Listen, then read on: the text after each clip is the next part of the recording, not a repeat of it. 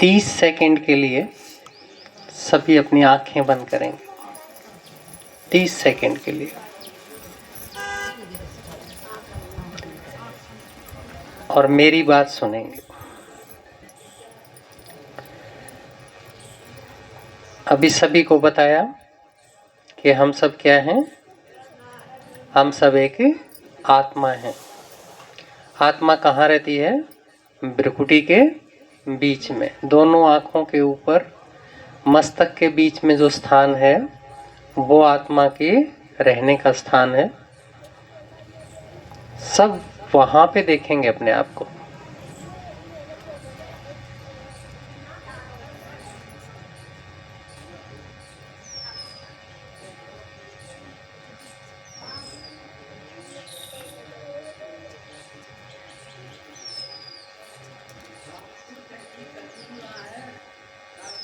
Very good, बहुत बढ़िया। सब आंखें खोल लीजिए। आपको इतनी देर से अलग अलग बात जो भी हमारे भाई बहन माता आ रहे हैं वो बता रहे हैं। कैसा लग रहा है सबको? अच्छा लग रहा है? क्यों अच्छा लग रहा है? अच्छी बात लगी? किसको अच्छा लग रहा है? नहीं, किसको अच्छा लग रहा है? शरीर को अच्छा लग रहा है या आत्मा को अच्छा लग रहा है? अच्छा बुरा महसूस करने वाली कौन है? यस, पता लगा? ये सारी चीजें हम आपको क्यों बताने के लिए आए हैं? हम सारे ठीक ठाक हैं, आपके जैसे ही हैं, है ना? आपसे कुछ लेना भी नहीं है हमने। कुछ लेना है? हम कहीं भी जाते हैं या तो कुछ लेने के लिए जाते हैं या फिर कुछ जिम्मेदारी निभाने के लिए, देने के लिए जाते हैं ना? आप सब लौकिक कार्य व्यवहार को जानते हैं ना? या तो आपकी ऐसी जगह होंगी जहां से आपको कुछ लेने हैं या फिर कुछ देना है। ऐसे ही कुछ रिश्ते ऐसे होते हैं जिनमें सिर्फ देना है। जैसे आप अपनी लड़की के यहाँ जाएंगे तो ये उम्मीद नहीं करेंगे कभी कि वहां से कोई सूट या साड़ी लेके आनी है। करेंगे कभी? नहीं करेंगे। इसी तरह से कुछ रिश्ते ऐसे क्यों बने हैं जिसके कारण हम देना सीखते हैं। ये कहां से हमारी आत्मा के अंदर ये वृत्ति आई? आती है ना? देखो, आदमी सब जगह से लेने लेने लेने की इच्छा रखता है। कहीं से कुछ भी मिल जाए वही लेने की इच्छा रखता है ना? फ्री के तो चाहे पतासे भी मिल जाए वो भी अच्छे हैं, है ना? कोई मना नहीं करता। ऐसी वृत्ति हमारी है, लेकिन फिर भी हमारे विधान में, हमारी भारतीय संस्कृति में ऐसे स्थान बनाए हैं जहां हमने सिर्फ देना है। वहां लेने का ख्याल भी नहीं आएगा, किसी के भी नहीं आएगा। ये सारी वृत्ति हमारी किसके अंदर है? आत्मा के अंदर है। ये संस्कार कैसे पैदा हुआ? कभी न कभी तो वो काम हमने किया होगा ना। अच्छा, गुलाब जामुन किस किस ने खाई है? हाथ खड़ा करो। गुलाब जामुन किस किस ने खाई है? अच्छी होती है गुलाब जामुन ना? अच्छी होती है ना? खाने का मन करता है। क्यों अच्छी लगती है? क्योंकि गुलाब जामुन खाई है। मैंने गुलाब जामुन नहीं खाई, मुझे पता ही नहीं गुलाब जामुन कैसी होती है। पता लगेगा? नहीं लगेगा। इसी तरह से ये सारे संस्कार हमारे अंदर कहाँ है? आत्मा के अंदर है। इसका अर्थ है कि किसी ने हमें बिना किसी स्वार्थ के कुछ दिया होगा। हमने भी किसी न किसी को बिना स्वार्थ के कुछ दिया है, और कोई जो देने वाला है उसने हमें ये तरीका सिखाया है कि बिना स्वार्थ भी कुछ देना होता है ना? कभी न कभी तो ये चीज सीखी है हमने। तो वो सारा सीखने का काम कौन करता है? आत्मा करती है। सिखाता कौन है? परमात्मा। क्यों सिखाता है वो? परमात्मा हमें ये चीजें क्यों सिखाता है? वो इसलिए सिखाता है कि वो खुद देता है बिना किसी स्वार्थ के। हम भगवान का क्या कर सकते हैं? आप ये देखो कि और नहीं तो ज्यादा से ज्यादा आप किसी चौराहे पे भी देखा होगा ना, थोड़ा सा कुछ 2 दाने पानी, थोड़ा सा पतासे, उसके ऊपर भी हम रख देते हैं। क्यों रखते हैं? कुछ ना कुछ वहां से हमारा भला होता है इसलिए रखते हैं। और नहीं तो चलो ये होगा कि ये कम से कम तंग नहीं करेगा इसलिए ही रख दो, है ना? ये 2 ही कारण हैं। या तो हम अपने आप को बुराई से बचाना चाहते हैं, या जो बुराई है वो कहीं हमारा नुकसान ना कर दे, इसलिए हम डरते हुए वो काम करते हैं। ऐसे ही करते हैं। सारे देवी देवताओं को, भगवान को हम इसीलिए याद करते हैं। लेकिन जो आत्मा का संबंध है अपने पिता के साथ, अभी जो बताया, वो डर का संबंध तो नहीं हो सकता। आपका और आपके बच्चे का जो संबंध है वो हमेशा डर का ही संबंध है क्या? प्यार का भी हो सकता है ना, अपनेपन का भी हो सकता है। आप उसको तैयार करते हो, चाहे डांटते हो, फटकारते हो, चाहे उसको कभी सख्त भी होते हो, तो किसके लिए होते हो? आपको कुछ लेना है उससे, या उसको तैयार करना है? तैयार करना है ना जिंदगी के लिए, क्योंकि उसको जिंदगी जीनी है और आप हमेशा उसके साथ नहीं रहेंगे। तो उसी तैयारी के लिए भगवान हमें बहुत सारी चीजें सिखाता है, क्योंकि हमें ये जीवन की यात्रा भगवान के सहारे, हम जब से भक्ति शुरू करते हैं भगवान के नाम के सहारे ही पूरी करते हैं। लेकिन कभी न कभी तो आपने सोचा होगा कि भगवान कभी आके कुछ करता भी होगा, तभी इतने सारे मंदिर बने हुए हैं, गांधी जी के फोटो लगे हुए हैं, सबके पास नोट तो होंगे ना, है ना, सबके पास नोट, 100 रुपए का, 500 रुपए का, देखा होगा, गांधी जी का फोटो है उसके ऊपर। गांधी जी हुआ था या ऐसे ही फोटो बना के लगा रखा है? हुआ था ना कभी। इसी तरह से हमारे जितने जितने महापुरुष हुए हैं, जिनके फोटो लगे हुए हैं, वो कुछ न कुछ करके गए हैं, उनकी कहानी हम जानते हैं, इसीलिए हम उनको याद करते हैं। लेकिन मंदिर किसी का नहीं बना हुआ। आपने किसी भी देश में, पूरे वर्ल्ड में गांधी जी का कोई मंदिर नहीं देखा होगा, देखा? नेहरू जी का कोई मंदिर देखा? किसी का कोई मंदिर नहीं है। देवी देवताओं के मंदिर हैं, भगवान के मंदिर हैं, लेकिन ये नहीं पता कि ये बने कैसे, और ये जो भगवान के मंदिर हैं इसने क्या किया आके कि इतने सारे मंदिर बने हुए हैं इसके। सभी धर्मों के लोग उस भगवान को मानते हैं।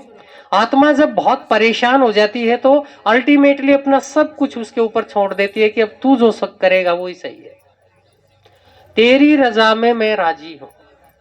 इस स्थिति में हम आ जाते हैं जब हम कुछ कर नहीं पाते हैं, लेकिन फिर भी कुछ ना कुछ होता है ना, कोई ना कोई रास्ता दिखता है, या वो किसी को भेजता है जो हमें कोई ना कोई सहारा देता है, करता है ऐसा। बहुत सारी कहानियां हैं। तो हमारा पूरा जो जीवन है वो किसका है? वो सहारे की तलाश का है।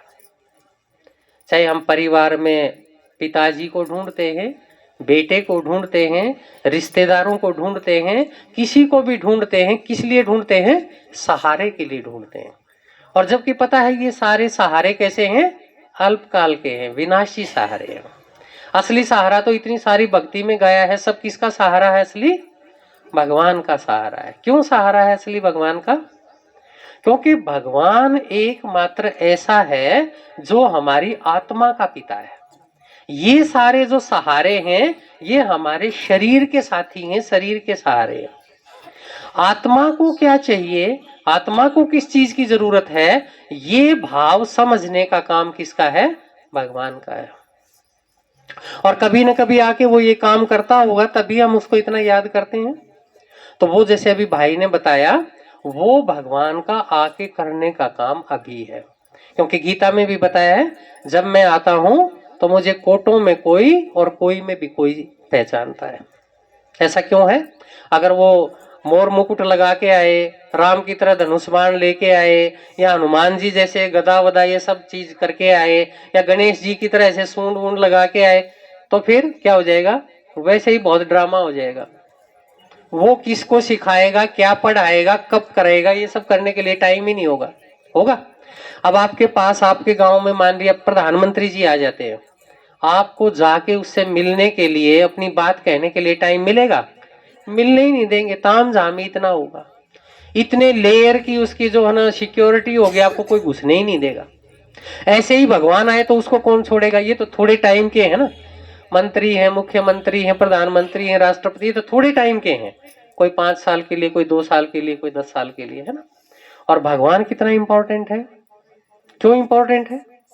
क्योंकि भगवान वो सारे काम आपके कर सकता है जो आप दूसरों को रो रो के कितना ही समझा लो, दूसरे आपकी बात की बिल्कुल कदर नहीं करेंगे। तब आत्मा असली टाइम पर उसको पुकारती है।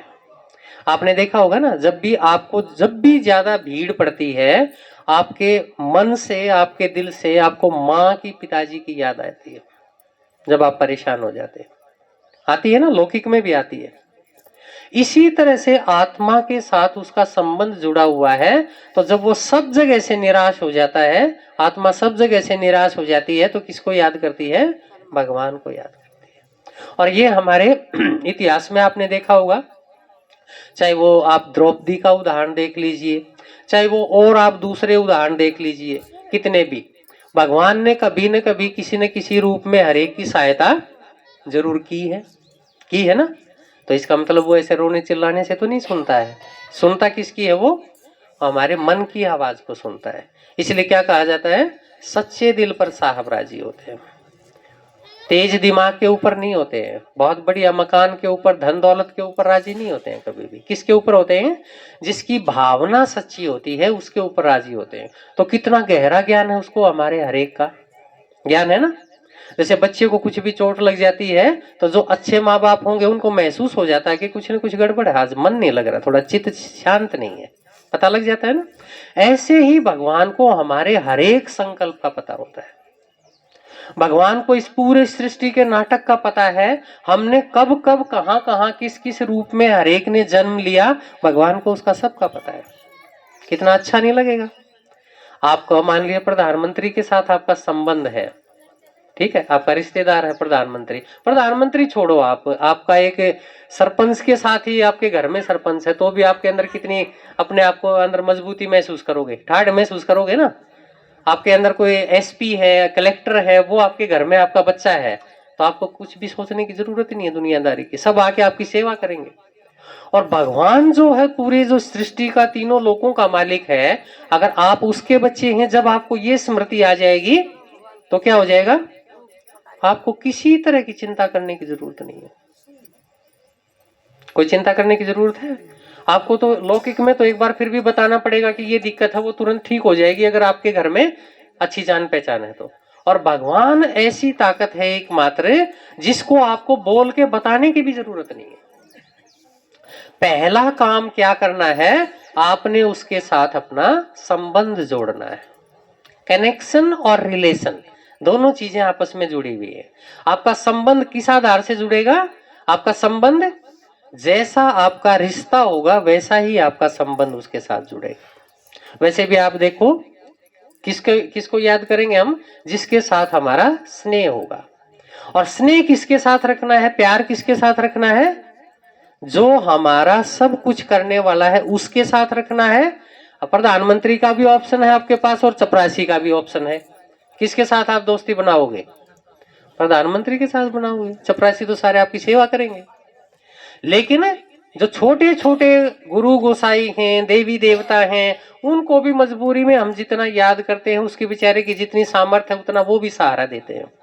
जैसे आपके शासन में, आपके गवर्नमेंट में चपरासी जो होगा वो भी आपके घर में होगा, तो जितना उसका जुगाड़ है उतना तो वो भी हेल्प करेगा ना आपकी, लेकिन उतनी नहीं कर पाएगा जितनी प्रधानमंत्री करेगा।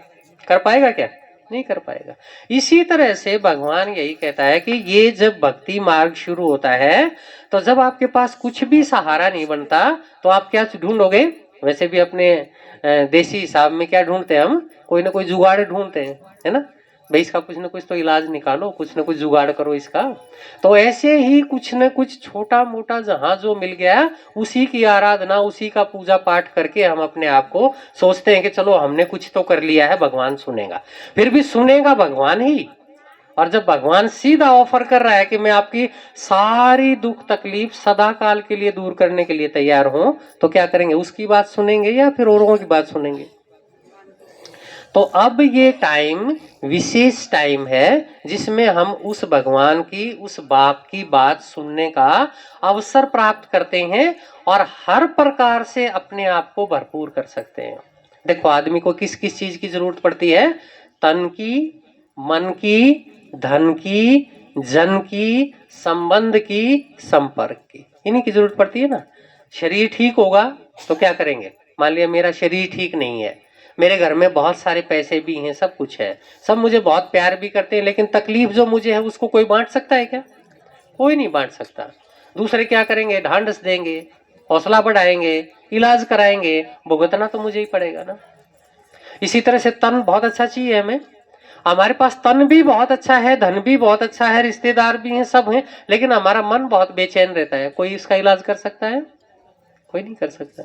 दोनों चीजें सही हैं, हमारे पास धन नहीं है, थोड़ा बहुत सहारा तो सब लगा देंगे, लेकिन हमें अपने बराबर कोई देखना नहीं चाहता।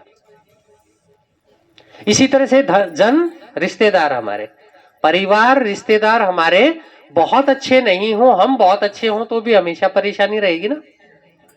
बेटा कभी कुछ कर लेगा, बहू कभी कुछ कर लेगी, कभी किसी रिश्तेदार को कुछ हो जाएगा, तो रोज की परेशानी रहेंगी। सुखी रहेंगे हम?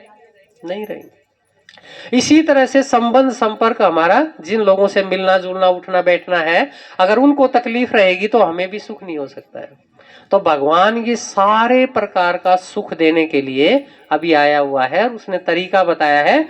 अभी थोड़े से दिन जितने भी आपके सांस बाकी हैं, उतने थोड़े से दिन बाकी सब काम धंधा करते हुए मेरी बात सुनते हुए जीवन व्यतीत करो। अगर ऐसा आप करते हो तो जो आपको चाहिए वो मैं करने के लिए तैयार हूं। और ये जितने सारे बैठे हैं ना, इनके ये सब सारी चीजें ठीक हुई हैं, इसलिए बैठे हैं। हमें किसी भी चीज की जरूरत होगी तो हम किसको कहेंगे? उसको कहेंगे। किसी आदमी के आगे, किसी देहधारी के आगे, किसी रिश्तेदार के आगे, किसी परिवार के आगे हमें हाथ पैर जोड़ने की जरूरत नहीं है। आप उसको बताओ अपनी बात और वो तुरंत कर देता है। इससे आसान तरीका क्या होता है? उसमें दिखाते हैं ना कहानियों में, एक वो आता है कि जिन होता है, खुल जा सिम सिम। वो जिन आता है, आके कहता है कि क्या हुक्म है मेरे आका, कि मेरे मालिक बताओ क्या हुक्म है, क्या काम करो। जो भी काम बताओ उसको तीनों लोकों में सब वो काम करके आ जाए। आपका काम कैसा हो गया? बहुत आसान हो गया। आपके परिवार भी ठीक हो जाएंगे, आपकी सेहत भी ठीक हो जाएगी, और कुछ भी अगर दिक्कत होगी तो भी वो सहारा देके उसको आसानी से पार करवा लेगा। ऐसा साथी नहीं चाहिए किसी को? चाहिए ना सबको। और किसके लिए चाहिए ऐसा साथी? किसके लिए चाहिए? अपने लिए चाहिए। ये कड़वी सच्चाई है कि हम पैदा भी अकेले होते हैं और मरते भी अकेले ही। जैसे अभी बताया ना कि ना तो आत्मा खाली हाथ आती है, ना आत्मा खाली हाथ जाती है। लेकिन क्या लेके जाती है? जो लेके जाती है वही जहां जन्म होगा वहीं लेके पैदा हो जाएगी। मान लिया आपके घर में 40 मन गेहूं हुए, ठीक है, तोल के आप ट्रॉली में ले आए 40 मन गेहूं, और वो 40 मन गेहूं घर में आ गए, तो कितने गेहूं हुए आपके पास? 40 मन, है ना। ऐसे ही आपके पास अगर बैंक में आपने 1 लाख रुपए जमा करवाए, आपने 1 रुपया भी नहीं निकाला उसमें से, तो आपके कॉपी में कितने रुपए होंगे? 1 लाख रुपए। इसी तरह से आत्मा का अपना जमा का खाता है। वो जैसे संस्कार, जैसा स्वभाव, जैसे कर्म, जैसा पाप और पुण्य का हिसाब किताब लेके जाती है, जिन जिन आत्माओं के साथ लेके जाती है, वैसा ही जाके अगले जन्म में उसका उगड़ाता है। इसलिए हर एक की जन्म पत्री अलग अलग होती है। देखा होगा ना आपने, बच्चे की जन्म पत्री बनवाते हैं हम। क्यों बनवाते हैं? क्योंकि पता लगता है कि इसके कौन से घर में राहु बैठा है, कौन से में केतु बैठा है, कौन से में बृहस्पति है, कौन से में शुक्र है। ये सारी चीजें मिलके इसके जीवन के ऊपर क्या असर पड़ेगा। तो वो सारी हरेक की अलग अलग क्यों होती हैं? क्योंकि हरेक का जमा का खाता अलग अलग है।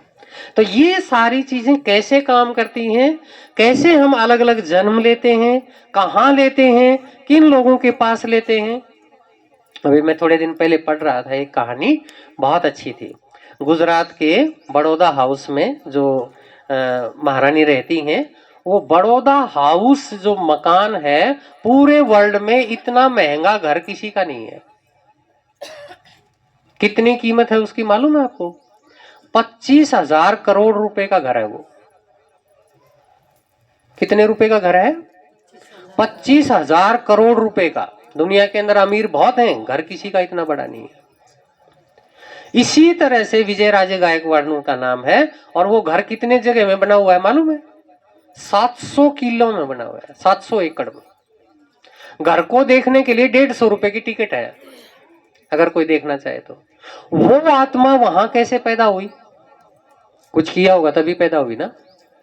एक ऐसी जगह पैदा हुआ जो बचपन से, जिसको खाने के लिए भी कुछ नहीं है, और माँ बाप भी दे देते हैं कि झोला के जाओ, जितने भी कूड़े के ढेर में जितने पॉलीथीन है वो सारे इकट्ठे करके लेके आ जाओ।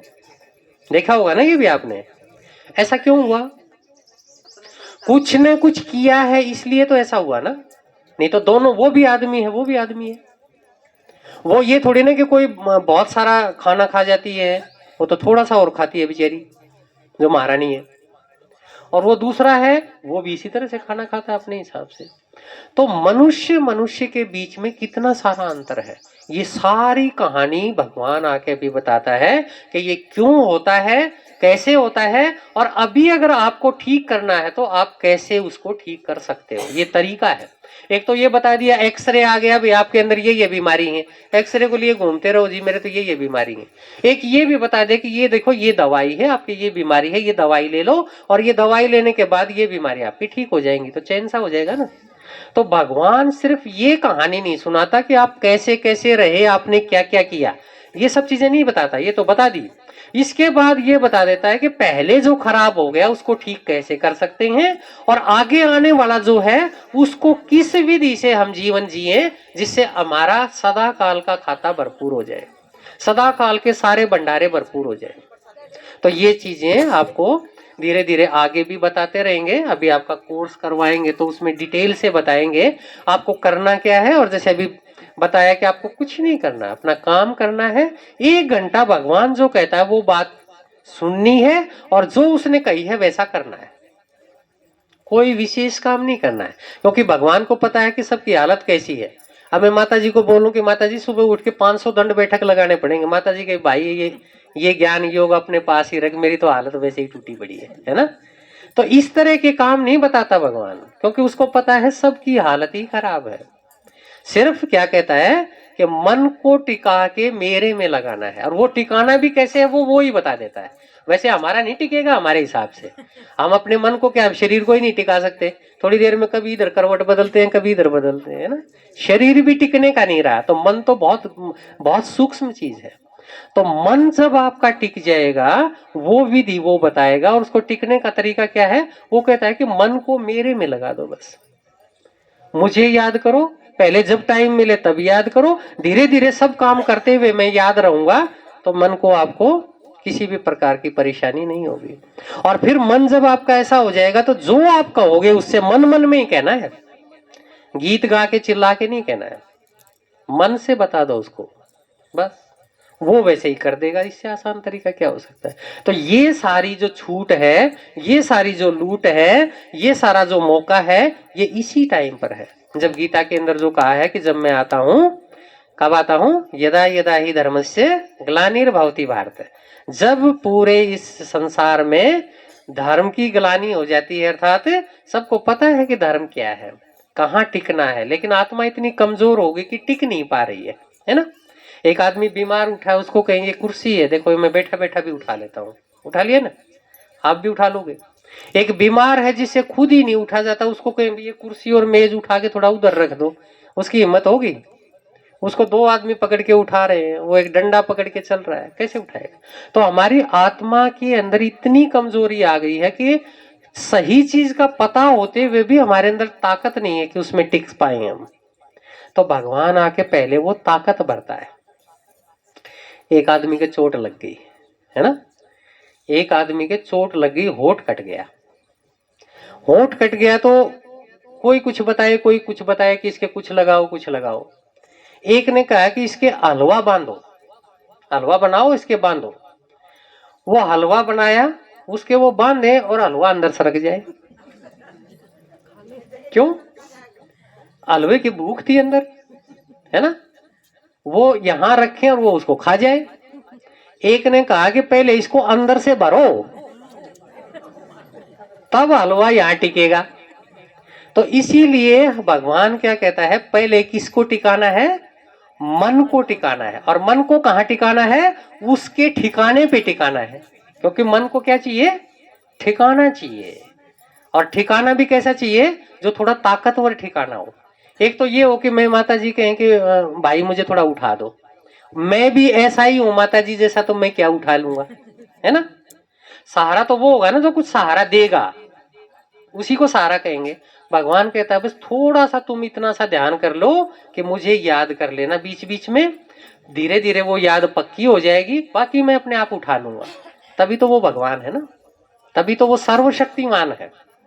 अगर वो ये कहता है कि ठीक है पड़ा है तो पड़ा रहे, अपने आप को जब उठना उठ जाना, तो फिर उसमें क्या भगवान हुआ। वो कहता है बस थोड़ा सा एक बार याद कर लेना, बाकी सारे काम मैं अपने आप कर लूंगा। तो इतना आसान ऑफर मिलता नहीं है ना बार बार। तो इसीलिए भगवान का इतना गायन और पूजन है। वो जीवन को सदा काल के लिए इतना सहज बना देता है कि हमें कुछ करने की जरूरत नहीं है। जीवन हमारा बहुत सरल, जीवन हमारा बहुत सहज, जीवन हमारा बहुत लाइट, जीवन हमारा बहुत खुशहाल हो जाता है। इसीलिए भगवान को इतना गायन और पूजन करते हैं। अच्छा, ओम शांति।